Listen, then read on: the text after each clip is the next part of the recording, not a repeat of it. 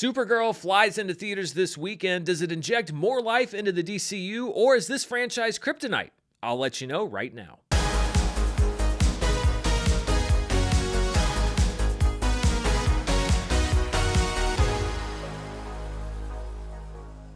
Hello everybody, I'm Dan Murrell here with my review of Supergirl. The review embargo just lifted and I can finally share my thoughts, which I've been gathering since seeing the movie on Monday night. Supergirl is of course the second movie in the DCU, and this one is directed by Craig Gillespie, who's best known for indie films like Lars and the Real Girl and I, Tonya, as well as Disney's Cruella. And the movie's written by Anna Nogueira, an actress, playwright, and first-time feature screenwriter who's also reportedly working on Wonder Woman for the DCU. While Kara Zor-El, aka Supergirl, made a brief cameo in last year's Superman movie, this is functionally our introduction to the character in this universe, with the story adapted from 2021's miniseries Supergirl, Woman of Tomorrow. We catch up with Supergirl as she travels around the galaxy in her spaceship, taking advantage of planets that have a red sun, where she doesn't have powers, so she can party and get drunk, which is not possible under Earth's empowering yellow sun. On one of those planets, she meets a young girl named Ruthie, played by Eve Ridley, who asks for her help fighting a brigand named Krem of the Yellow Hills, played by Matthias Schoenaerts, a nasty piece of work who lays waste to everything in his path. The rest of the movie follows the two of them as they try to get revenge for Ruthie and race against a literal ticking clock to save someone very close to Kara. And we also get flashbacks to Kara's past, revealing how her fate was so different from most of the other doomed Kryptonians, and how that led her to become a hero who's very different from her cousin Kal-El, aka Superman. Now, I took a fair amount of heat for my opinion on Superman last summer. While I liked David Cornsweet in the role, I felt that it was a messy movie that took the audience's love of this Superman, the new one, for granted, and didn't establish why we should care about this version of the Man of Steel. And I guess I should put my armor on again, because I felt the same way about Supergirl, in some ways even more so. As with David Cornsweet, I like Millie Alcock as Supergirl. She plays a character who has endured a lot of pain in her life, and she's very good at giving us a glimpse into that pain.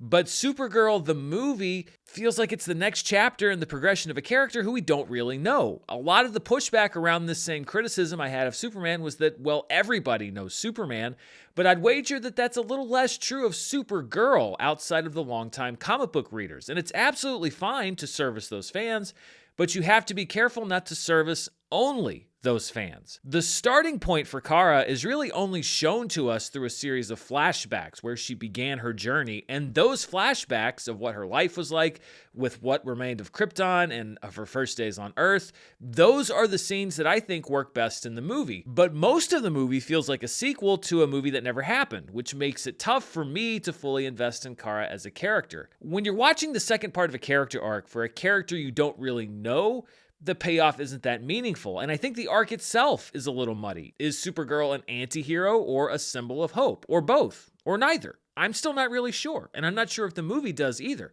Kara definitely does take a journey in the film that starts at point A and ends at point B, but I don't really know if the lines connect that well. James Gunn DCU has, from the start, established itself as a DC universe run by DC fans who love the characters, which I think is admirable. But what's becoming more clear to me is that Gunn and his creative collaborators, the director and writer of this film, are also in love with their versions of these characters, but are not very good at telling us why we should love these versions. The closest superhero analogy that I can think of is that Supergirl is like if Iron Man 2 was Iron Man 1, and we found out how he became Iron Man halfway through the movie in a 5-minute flashback. I'm not saying that Supergirl had to be a full-on origin story, but it took too many shortcuts in her story for me for it to feel like a complete movie. But let's also take the bulk of the movie on its own terms as Kara fights to find Clem and exact vengeance. There are some bumps in the road there too. The setup of Supergirl flying to planets with red suns so she can get drunk, I think is a good setup, and it starts the movie off on a tone that's very unique to her character, but then the movie keeps inventing ways to either weaken Supergirl or strip her of her powers entirely. Now, there's something to be said about telling a superhero story where your hero can't rely on their powers. You can make a compelling story that way, and there's one scenario in particular that I thought was really well executed, but weakening Supergirl is done so often that it eventually starts to feel contrived. we do get a few action sequences of a fully powered Supergirl, but even some of those are interrupted by her losing her powers again, and it breaks the flow of the movie. Combined with Superman also losing his powers for part of his own movie last year, or fighting enemies who are able to match his powers, I feel like this DC universe is relying too much on telling stories about superheroes dealing with weakness, and it feels a little bit like maybe they don't know how to tell a story where the heroes are strong. And I get it. When you're as powerful as Superman or Supergirl, finding a situation where they don't win easily poses a challenge, but I don't think that challenge was solved very creatively, especially in this movie. Of course, Supergirl isn't the only well-known DC character featured in the film. Jason Momoa also enters the DCU as Lobo, the cigar-smoking, profane agent of chaos that many fans have been eagerly anticipating.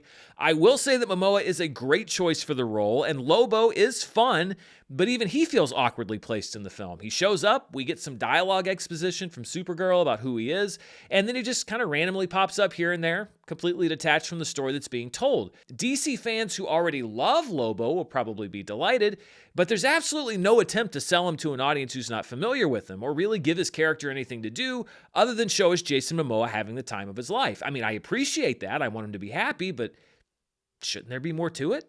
It doesn't help that a lot of the action sequences also feel like they've been done before. There is one beat that's very similar to the Mr. Terrific fight in Superman, where the camera slowly moves around a character watching the hero fight while a popular song plays on the soundtrack. Considering that this movie wasn't directed by James Gunn, it does make me a little bit worried that even the other DCU directors are feeling pressured to copy his style. And honestly, part of it may just be that I've seen too many superhero movies. I mean, we're almost 20 years into this modern era. Maybe it's just getting harder to impress me because every beat has been invented, repeated, reinvented, and then rebooted. Maybe this is actual superhero fatigue, but there have been recent superhero movies that I like, so I don't think it's that.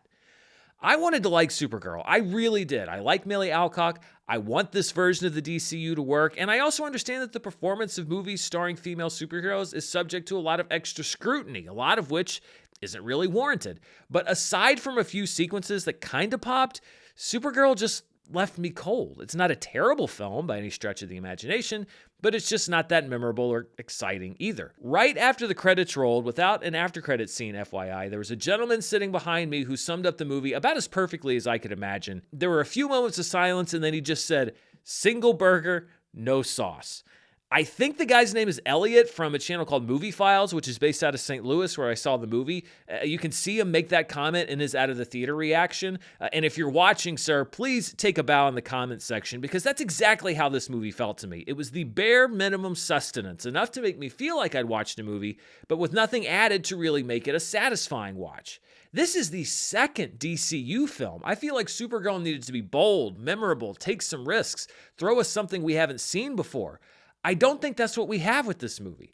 This feels like a movie that would come out 5 or 6 films into a cinematic universe where you're selling based on the character and you don't feel as much pressure to deliver anything new stylistically or cinematically. When you're building a new universe, you can't make a been there, seen that movie 2 movies in.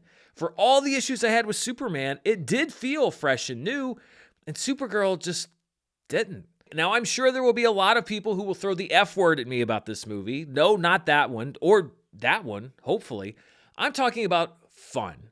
And if you have fun watching this movie, that's great. If you love the miniseries and you like this adaptation, that's great. If you love Supergirl and you liked this version, that's great. I'm not here to rain on your parade, but I didn't have a lot of fun or anything else really. I am a fan of the characters in these movies, but Supergirl did not fly very high for me. Ultimately, on my personal rating scale, I'm putting Supergirl about where I put Superman last year, just into not a fan territory, almost in its fine territory, but not quite there. And honestly, by comparison, this might elevate my opinion of Superman a little bit, just not drastically. These characters and these actors deserve great stories, but I just don't think that they've gotten them so far, and I hope that changes.